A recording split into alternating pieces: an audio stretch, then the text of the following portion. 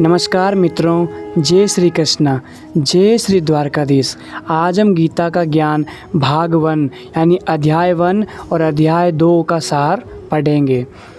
भगवत गीता केवल एक धार्मिक ग्रंथ नहीं है, बल्कि जीवन जीने की कला सिखाने वाला दिव्य ज्ञान है। गीता हमें बताती है कि कठिन परिस्थितियों में भी सही निर्णय कैसे लिया जाए, मन को शांत कैसे रखा जाए और अपने कर्तव्यों का पालन कैसे किया जाए। आज के इस पहले भाग में हम गीता के प्रथम अध्याय अर्जुन विषाद योग और द्वितीय अध्याय सांख्य योग के महत्वपूर्ण ज्ञान को सरल भाषा में समझेंगे। सबसे पहले हम आते हैं कुरुक्षेत्र का युद्ध। हजारों वर्ष पहले कुरुक्षेत्र की भूमि पर कौरवों और पांडवों के बीच महायुद्ध होने वाला था। एक और अन्याय और अधर्म का साथ देने वाले कौरव थे, तो दूसरी ओर धर्म और सत्य के मार्ग पर चलने वाले पांडव थे। जब युद्ध शुरू होने वाला था, तब अर्जुन ने भगवान श्री कृष्ण से कहा कि हे कृष्ण, मेरा रथ दोनों सेनाओं के बीच ले चलिए, ताकि मैं देख सकूं कि मेरे सामने कौन कौन युद्ध करने आए हैं। भगवान श्री कृष्ण ने रथ को दोनों सेनाओं के बीच खड़ा कर दिया। अब बात आती है अर्जुन का मोह। यहाँ इस लाइन में अर्जुन का मोह दिखेगा, यानी जब अर्जुन ने देखा कि सामने उनके अपने गुरु पितामह भीष्म यानी भीष्म पितामह, आचार्य द्रोण, भाई बंधु और रिश्तेदार खड़े थे, तब उनका मन विचलित हो गया। उन्होंने कहा, यानी अर्जुन ने कहा श्री कृष्ण से, मैं अपने ही परिवार के लोगों को कैसे मार सकता हूँ। ऐसे राज्य सुख और विजय का क्या लाभ जिसमें अपने ही लोग न रहे। अर्जुन के हाथ कांपने लगे, उनका धनुष गांडीव हाथ से छूटने लगा और वे निराश होकर रथ में बैठ गए। यहीं से गीता का ज्ञान प्रारंभ होता है मेरे भाई और बहनों। पहला ज्ञान आज का है, कठिन समय में घबराना नहीं चाहिए। भगवान श्री कृष्ण अर्जुन से कहते हैं, हे अर्जुन, ये कमजोरी तुम्हें शोभा नहीं देती। उठो और अपने कर्तव्य का पालन करो। जीवन में जब समस्याएं आती है, तब अधिकांश लोग अर्जुन की तरह घबरा जाते हैं, लेकिन गीता हमें सिखाती है कि कठिन परिस्थितियों से भागना समाधान नहीं है। जो व्यक्ति साहस के साथ चुनौतियों का सामना करता है, वही सफलता प्राप्त करता है। भक्तों, अब हम दूसरा ज्ञान यानी आत्मा अमर है, इसके बारे में पढ़ेंगे। भगवान श्री कृष्ण अर्जुन को आत्मा का रहस्य समझाते हुए कहते हैं, न आत्मा कभी जन्म लेती है और न आत्मा कभी मरती है। शरीर नश्वर है। श्री कृष्ण अर्जुन से कहते हैं कि शरीर नश्वर है, लेकिन आत्मा अमर है। जिस प्रकार मनुष्य पुराने कपड़े छोड़कर नए कपड़े पहनता है, उसी प्रकार आत्मा एक शरीर छोड़कर दूसरा शरीर धारण करती है। इसलिए मृत्यु केवल शरीर की होती है, आत्मा की नहीं। ये ज्ञान हमें मृत्यु के भय से मुक्त करता है।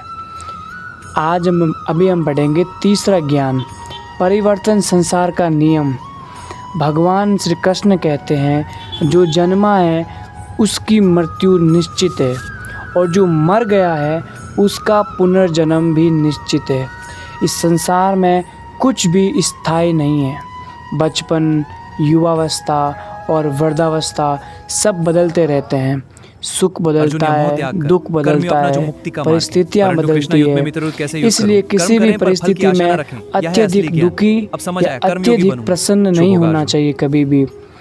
अब पढ़ेंगे चौथा ज्ञान, सुख और दुख को समान समझो।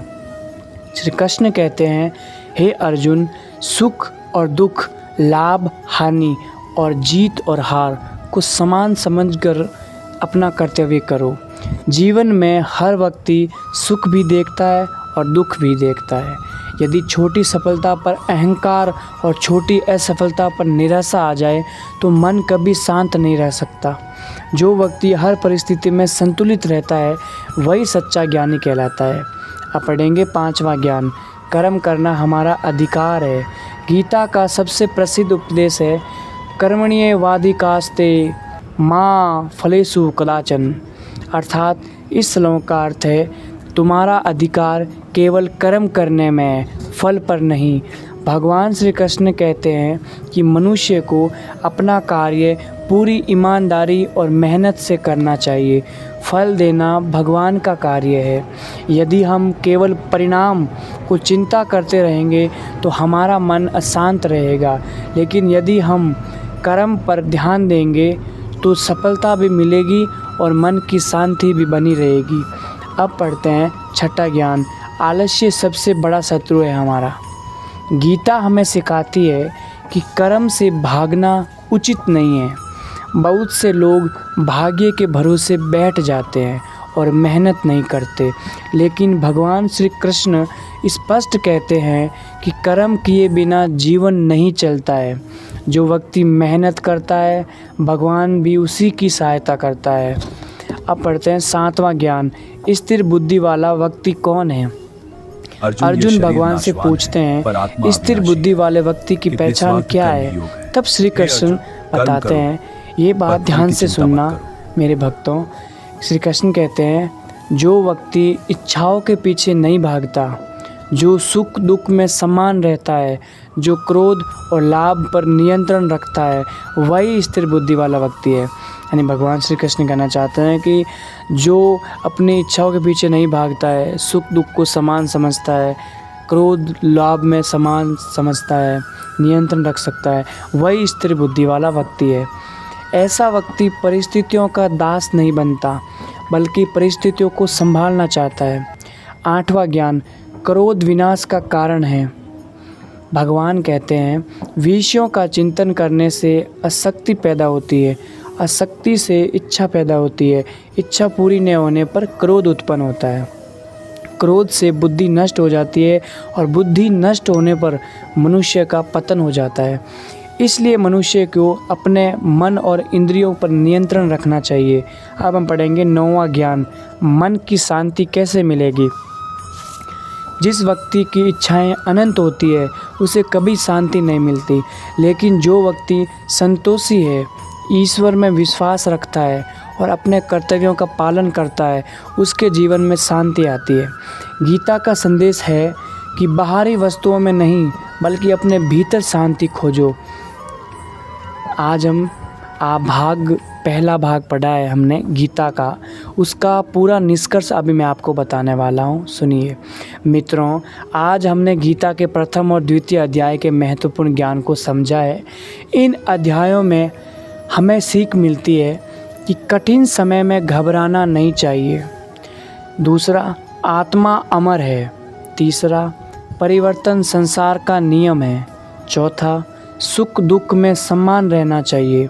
पांचवा, कर्म करना हमारा कर्तव्य है। छठवां, फल की चिंता नहीं करनी चाहिए। सातवां, क्रोध और लाभ से बचना चाहिए, क्रोध और लोभ से बचना चाहिए। और नौवां, मन की शांति भीतर से आती है। अगले भाग में हम गीता के तृतीय और चतुर्थ अध्याय का ज्ञान जानेंगे, भाग दूसरे में, जहां भगवान श्री कृष्ण कर्म योग और ज्ञान योग का अद्भुत रहस्य बताते हैं। जय श्री कृष्ण, राधे राधे। अगले भाग को देखने के लिए चैनल को सब्सक्राइब जरूर करें। धन्यवाद।